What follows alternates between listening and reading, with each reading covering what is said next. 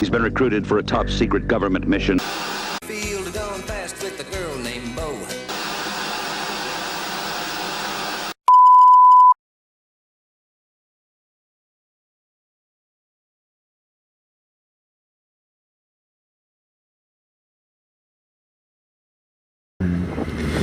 So, not things I usually talk about. I mean, talking about laughing hard, I do that quite frequently, but crying, not so much. Not really the type that cries out of sadness, cries more out of happiness in extreme situations, but we'll start off with that, because like everybody has said, that's the depressing one, and get that out of the way. When I was younger, 17 years old, I lost my mother in a car crash, and I was the only member of the family that made it to the scene of the accident before they airlifted her to the hospital, so I got to see her and at least tell her that I love her and tell her goodbye. She passed 5 hours later at the hospital. It was a pretty bad wreck, really bad wreck. Oddly enough, that's not what made me cry. I was in shock. You know, it's kind of a life changer right there, especially, you know, you're 17 years old. It's just, you know, a lot to handle at the time. But the time that really, you know, that I cried was later on, and it was at the funeral. And, you know, a lot of people went up and they said, you know, just great words about my mother and you know, really touching things. And I pretty much spent the whole funeral, you know, sitting there, you know, just cowboying up as best as I humanly could, you know, suck it up, you know, suck it in, you know, keep it inside. And me and my mother, we were both in Taekwondo from the time when I was in late elementary school till I was 17. And she was in it to stay in shape, and I was in it because I thought, you know, Jean-Claude Van Damme was awesome, and I wanted to be just like him. But you know, she was really good, you know, especially for her age. You know, she'd go to tournaments and compete against the other women and did just phenomenal, you know, and just you know, and it was just because she had a lot of heart. And at the funeral, our Taekwondo instructor, who was a well-respected black belt, state champion and whatnot, went up and said a few words about her, which I thought was really cool, and telling stories about her, you know, in the class, and how she was just a spitfire and really helped kind of motivate everybody to do better, and she pushed hard and she was very aggressive. You know, it was really touching. And you know, we'd been in Taekwondo for a while, and you know, especially at that time, you know, in that situation, you know, it took a long time to hit black belt. You know, I think it was like an average of about 5 years in North Dakota where we were taking classes at. We kind of figured it out. We figured about 5 years is what it should take, and we were both very close. And that was our ultimate goal, was to reach black belt. And you know, she was very, very close to it, but never quite hit it. And at the end of his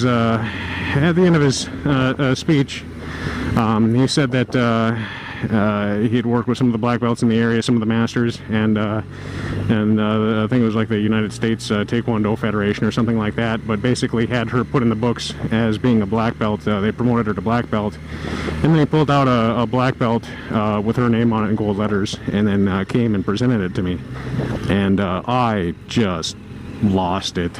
You know, there's no faking that. There's no sucking that one up. I just, you know, what a gesture, you know, and just something that she'd worked so hard for to achieve, and to have them, you know, go out of their way to make sure that, you know, she had it. I was overwhelmed. But that one, and it just flowed out of my eyes. I couldn't hold that one back, no matter how hard I tried. But so that's my crying story. Enough of that. Moving on to the time when I laughed the hardest, which is that's a difficult one to spot, because I've done a lot of laughing in my life and done a lot of silly things, and have a lot of friends that do a lot of silly things. And thinking back, and keep in mind that I'm a farm boy from North Dakota, so life is a little bit different growing up there than it is in most places. You get your farm permit. You can get that when you're 14 years old and start driving legally, because it's an agricultural area.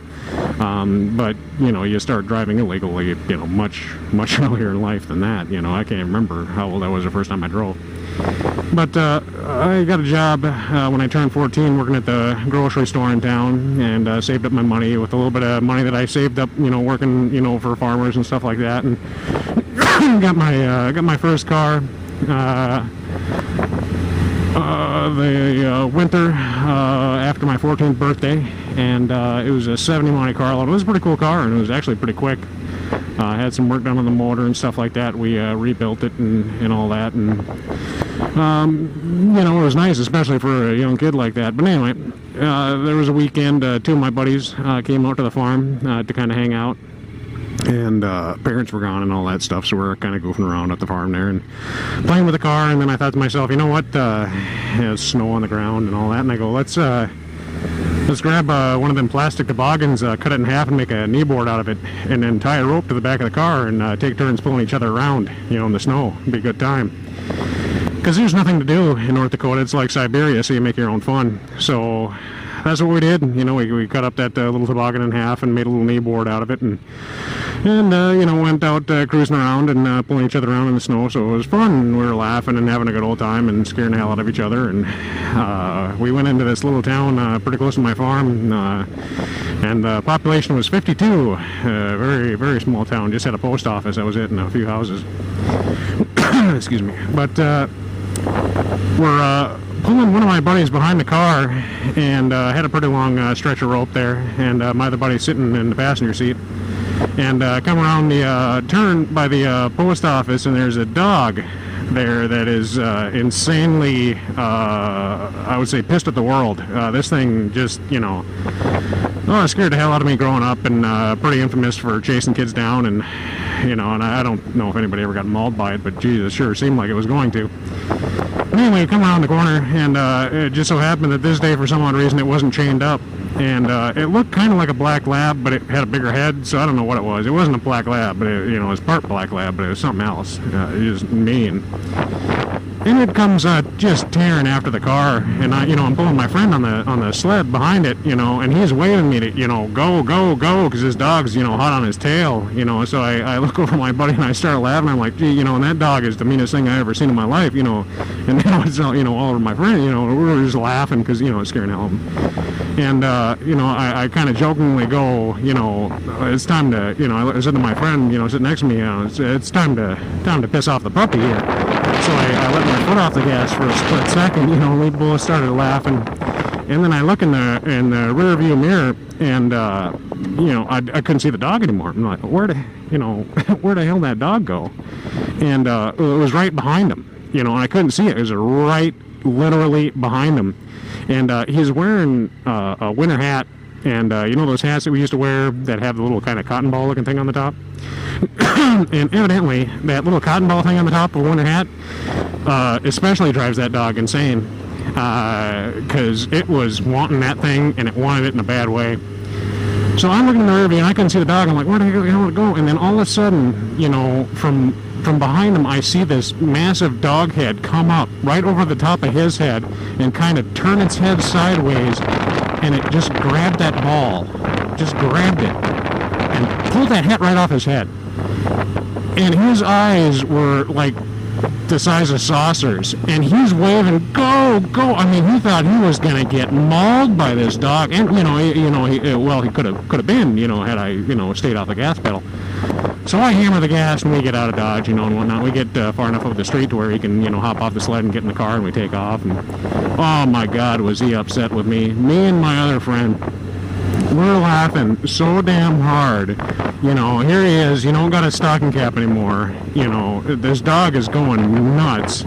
He's just wondering what the hell just happened. And I tell you what, that story for the longest time, we just laughed over and over and over at that thing. I think out of all my childhood escapades of innocent yet not so innocent fun, that's probably one of my favorites.